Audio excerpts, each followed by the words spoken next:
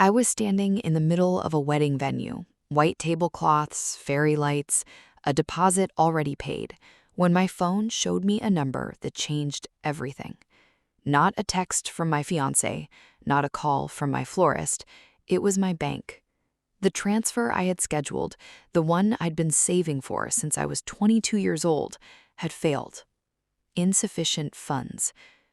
I called the bank back, and what they told me next, I had to sit down on the floor of that venue, in my coat, on a Tuesday afternoon and just breathe. Because the money wasn't gone due to a glitch. It wasn't a fraud alert. My own parents had taken it. My name is Sarah Mitchell. I'm 29 years old, I'm a teacher, and I was about to discover that the family I trusted with my future had quietly dismantled it for 7 years without saying a single word. If you've ever been called the responsible one, the child who never caused trouble, who followed the rules, who everyone assumed would be fine no matter what, then you already know me. That was my role. I was the steady one, the planner, the daughter who had everything mapped out. I started saving at 22 with a simple goal. By 30, I would have enough to put a down payment on a home, fund a modest wedding, and still have a cushion for whatever came next. My parents offered to hold the account jointly, said it would earn better interest through their bank, said it was easier to manage together. I trusted them. I shouldn't have had to second-guess that, but I did the right thing by keeping my own records. And that habit, that quiet, careful habit of writing things down, is the only reason I survived what came next. To understand what happened, you have to understand my family. We were not wealthy. My father worked in logistics. My mother managed part-time bookkeeping for small businesses. We were comfortable, not rich, not struggling, just ordinary. I was the middle child of 3. My older brother Ryan was what you'd call effortlessly likable. He was the one who could walk into any room and make everyone laugh. He was also the one who had never held a job for 14 months. My younger sister, Claire, was still in school. Sweet girl, not very aware of what was happening around her. And then there was me, Sarah, the one who graded papers on Friday nights, packed her lunch every single day, and put $40 into savings every single week starting the month she received her first paycheck. By the time I was 25, I had saved over $60,000. I was proud of that number. I didn't talk about it because that's not who I am, but quietly, privately, I was proud. That year, my parents came to me with what they called a small situation. Ryan had gotten into some trouble, a personal loan gone bad, some poor decisions with a business partner that didn't work out. They needed to cover a debt before it became a legal problem. They asked if they could borrow $15,000 from the joint account, just temporarily. They'd pay it back within 6 months. I said yes, because they were my parents, because Ryan needed help, because that's what family does. 6 months passed. No repayment. I didn't push. I told myself they needed more time. Then a year passed. Then 2. And somewhere in that stretch of time, the conversations stopped being about repayment and started being about everything else. Sunday dinners, holiday plans, my engagement to Daniel, the man I'd been with for 4 years, the person I was building my life around.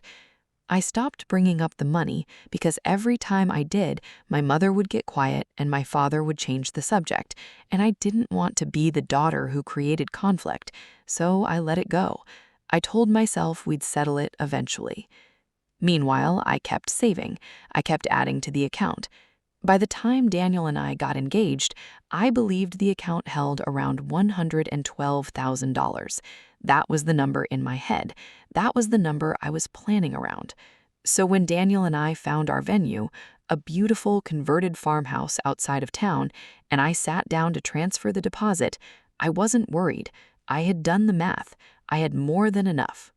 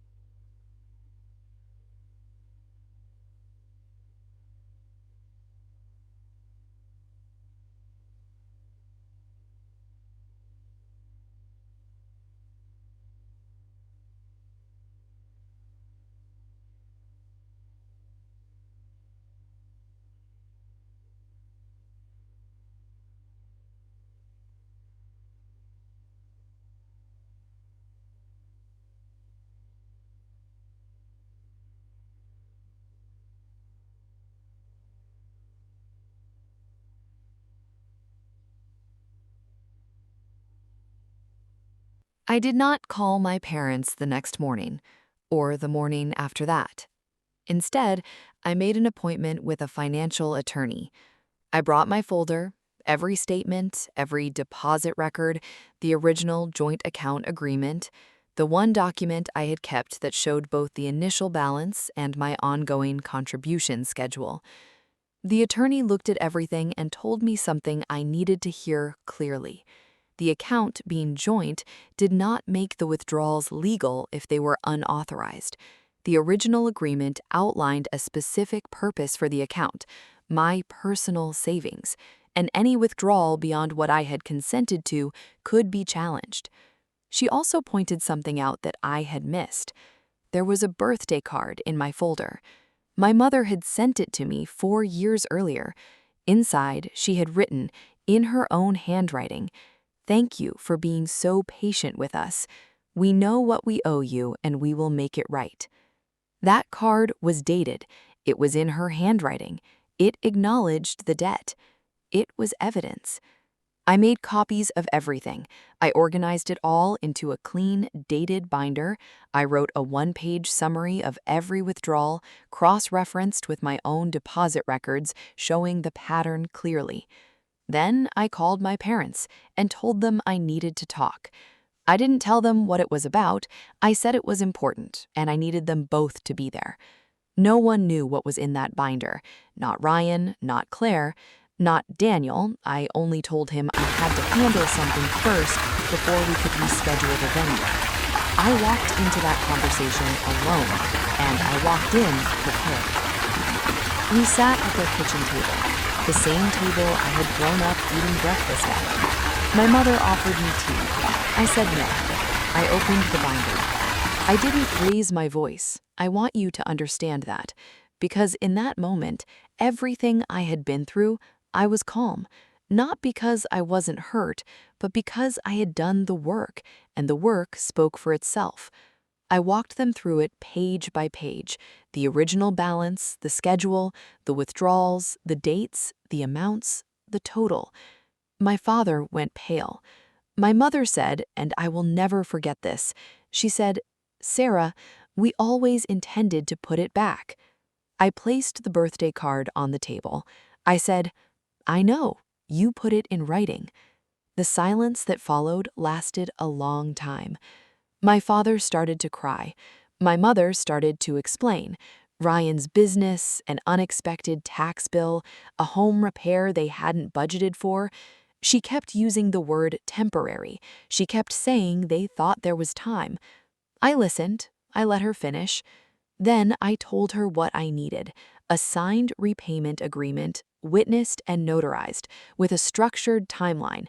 If they could not commit to that within 2 weeks, my attorney would be filing a civil claim. I wasn't asking, I was informing.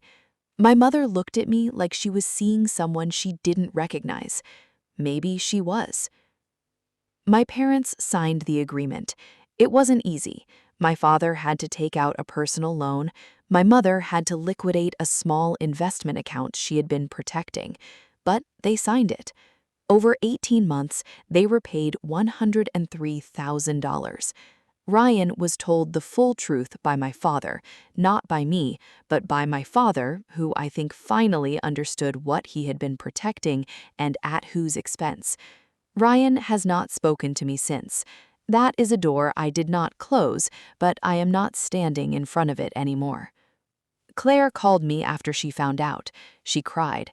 She said she had no idea. I believe her. We are closer now than we have ever been. Daniel and I got married the following spring. Small ceremony, beautiful day. Every dollar we spent was ours. I now keep every financial account in my name alone. I document everything, not because I am bitter, but because I understand now that protecting yourself is not a betrayal of the people you love. It is simply wisdom. The wedding venue we originally wanted, we went back to them a year later. They remembered us. They gave us a discount. Some things work out exactly the way they were supposed to, just slower than you planned. If Sarah's story reminded you that your patience has a price and that your savings, your plans, your future belong to you and no one else, hit the like button. Not for the channel, for her. Before you go, I want to hear from you in the comments. Have you ever trusted someone with something financial and regretted it? Or maybe you caught something just in time? Drop your story below, even 2 sentences. I read every single one. And if you're listening to this tonight, wherever you are in the world, drop your city and the time where it is. I love knowing where the lounge is reaching. If this story meant something to you, share it with one person who needs to hear it. You never know who's sitting on a venue floor right now, trying to understand what just happened to them. I'll see you in the next story. The lounge is always open.